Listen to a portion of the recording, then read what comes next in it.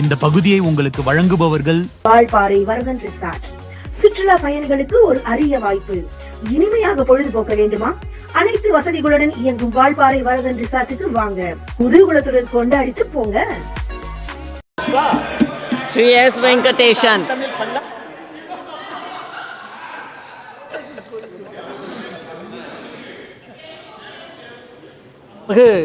அவைத்தலைவர் அவர்களே, வணக்கம். எனக்கு முன்னால் குறுக்கீடு செய்து பேசிய மாண்புமிகு அமைச்சர் அவர்கள், இந்தியை எதிர்த்தால் அது இந்தியாவை எதிர்ப்பது என்று அவர் கூறினார்.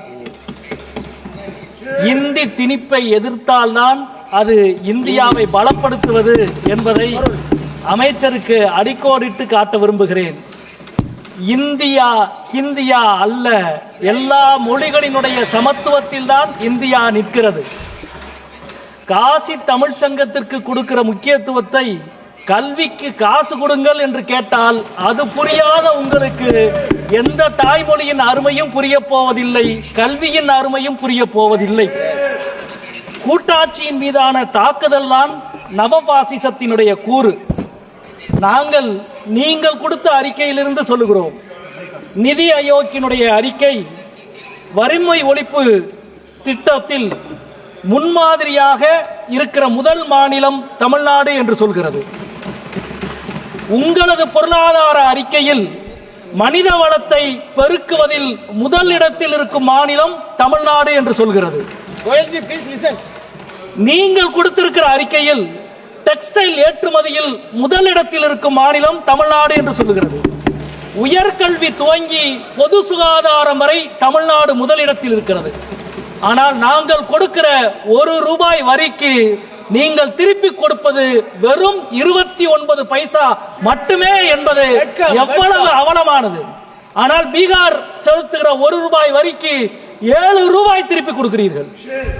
உத்தரப்பிரதேசம் கொடுக்கிற ₹1 வரிக்கு ₹1.75 பைசா திருப்பி கொடுக்கிறீர்கள்.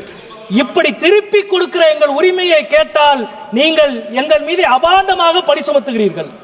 நிதியில், கல்வியில், ஆட்சி நிர்வாகத்தில் என எல்லா முனைகளிலும் கூட்டாட்சியை தாக்குகிறீர்கள். மாநிலங்களை பட்டினி போட்டு பணிய வைக்கிறீர்கள். பட்டினி போட்டு பணிய வைக்கிற உங்களது அதிகாரத்திற்கு எதிராக நிமிர்ந்து நிற்பவர்களை நாகரீகம் அற்றவர்கள் என்று நீங்கள் சொல்கிறீர்கள்.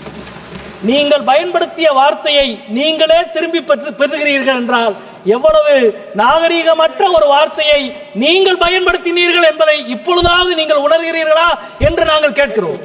அதே போல நீங்கள் திரும்பி பெற்ற வார்த்தைக்கு பின்பும் தமிழ்நாட்டிலே இருக்கிற ஒரு ஒன்றிய அமைச்சர் உங்களது பேச்சை ஆதரிக்கிறார் என்றால் இதுதான் நாகரீகமா என்று நாங்கள் கேட்க நினைக்கிறோம். கல்வி அமைச்சகத்தின் கீழே வருகிற ஐஐடியினுடைய இயக்குனர் மாட்டு மூத்திரம் குடிக்க சொல்கிறார். அது நாகரிகமா என்று கேட்க உங்களால் முடியவில்லை. கல்விக்கு காசு கொடுங்கள் என்று கேட்டால் எங்களை பார்த்து நாகரிகமாக என்று நீங்கள் எங்களை கேட்கிறீர்கள். அதே போல இந்தியர்களை கைவிலங்கிட்டு அனுப்பி வைத்தது அமெரிக்கா. அதன் மீது கோபம் வரவில்லை. அதற்கு எதிராக கார்ட்டூன் போட்ட ஆனந்த விகடன் மீது நீங்கள் நடவடிக்கை எடுக்கிறீர்கள். இது நாகரீகமா என்று உங்களை பார்த்து நாங்கள் கேட்கிறோம். 3 வருடமாக பற்றி எறிகிறது மணிப்பூர். ஒரு முறை கூட பிரதமர் போகவில்லை. ஒரு முறை கூட போகாத பிரதமர் இருக்கிற ஒரு அவைக்கு மணிப்பூரின் பட்ஜெட்டை தாக்கல் செய்கிறீர்களே, இது நாகரீகமா என்ற கேள்வியை உங்களிடம் நாங்கள் கேட்க விரும்புகிறோம். இதே அவையில் 543 உறுப்பினர்கள் இருக்கிறோம். ஆனால் 848 இருக்கையை இந்த அவையிலே நீங்கள் அமைத்திருக்கிறீர்கள். உங்களது மறைமுக சதி திட்டத்திற்காக தென் மாநிலங்களின் உரிமையை நசுக்க நினைக்கிற உங்களின் சதிக்கு எதிராக இன்றைக்கு தமிழ்நாடும், தமிழ்நாட்டின் முதலமைச்சரும், தமிழ்நாட்டின் அனைத்து கட்சிகளும் இன்றைக்கு ஓரணியில் நிற்கிறார்கள். தென் மாநிலங்களுக்கு நீங்கள் இழைக்கிற வஞ்சகத்துக்கு எதிராக இந்தியாவின் கூட்டாட்சியை காப்பதற்கு நாங்கள் உறுதி பூண்டிருக்கிறோம். அதே போல இதே அவையில் நீங்கள் தாக்கல் செய்திருக்கிற இந்த நிதிநிலை அறிக்கையில் சிறு குறு தொழில்களுக்கு மிக அதிகமான வட்டி, ஆனால் கார்ப்பரேட்டுகளுக்கு மிக அதிகமான வரி விலக்கு. உங்களது வரி கொள்கையை ஒரு வரியில் விளக்குவதற்கு இது ஒன்றே போதும் என்று நினைக்கின்றேன். அதே போல நரேகா கடந்த 3 மாதமாக நரேகாவுக்கு கொடுக்க வேண்டிய தொகையை ஒன்றிய அரசு விடுவிக்க மறுக்கிறது. எங்களது மதுரை மாவட்டத்தில் மட்டும் 121 கோடி உழைத்த மக்களுக்கான கூலியை நிறுத்தி வைத்திருக்கிறார் பிரதமரும் நிதி அமைச்சரும் என்ற குற்றச்சாட்டை இந்த அவையிலே நாங்கள் முன்வைக்க விரும்புகின்றோம். அதே போல இன்றைக்கு மும்மொழி கொள்கையை கடைபிடித்தால்தான் தமிழ்நாட்டுக்கு கொடுக்க வேண்டிய கல்வித்துறைக்கு கொடுக்க வேண்டிய 2500 கோடியை விடுவிப்போம் என்று கல்வி அமைச்சர் சொல்லுகிறார். பட்டினி போட்டு பணிய வைக்க முடியும் என்று அதிகார வர்க்கம் நினைத்தால் பட்டினி போட்டாலும் பணியாத தன்மானமும் பகுத்தறிவும் கொண்ட தமிழ் சமூகம் உங்களுக்கு பாடம் புகட்டும். கொடுப்பதால் மட்டுமே நீங்கள் உயர்ந்தவர்கள், பெறுவதால் மட்டுமே நாங்கள் தாழ்ந்தவர்கள் அல்ல.